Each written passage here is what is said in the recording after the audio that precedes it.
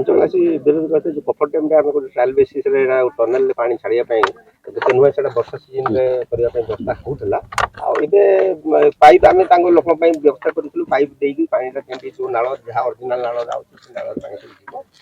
आम क्लोज कर भविष्य जो पा ओभरफ्लो हम जो रेनी सीजन अधिक पानी आसला चेषा कर विस्थापित अंचल भाई मैंने आगे आगे कमिटी नेतृत्व सब जो पुरुखा गुरुजन मैंने आसते आम अफिस बस आलोचना करें भी आम रिक्वेस्ट कर असुविधा काण हे तेणु आम सारा दूरदृष्टि रखिक करूँ एवं कि देखिलु जेहतु खरा सीजन पानी जोटा प्रति कम कम होगा फल किसी प्रभाव पड़ी आम लोक मान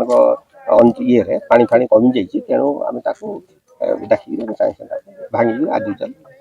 मुख्य कारण बोले आज्ञा आमर ये दीर्घ वर्ष रही प्रोजेक्ट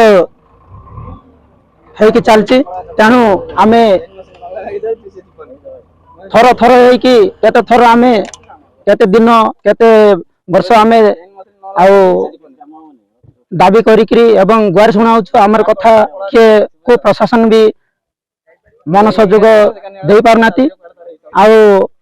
इच्छा इच्छा अनुसार काम करके चलाउछथि आमे निरीह आदिवासी मान को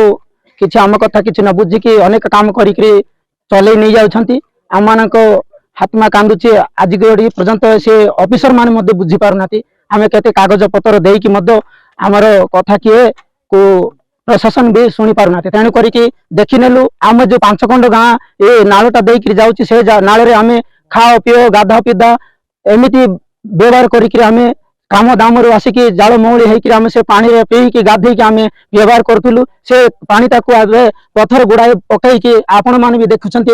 एत बड़ काम कर पत्थर गदा कर ओम पाइप टिके छामेटा कर पानी टिके टिके जाऊँच आपण भी देख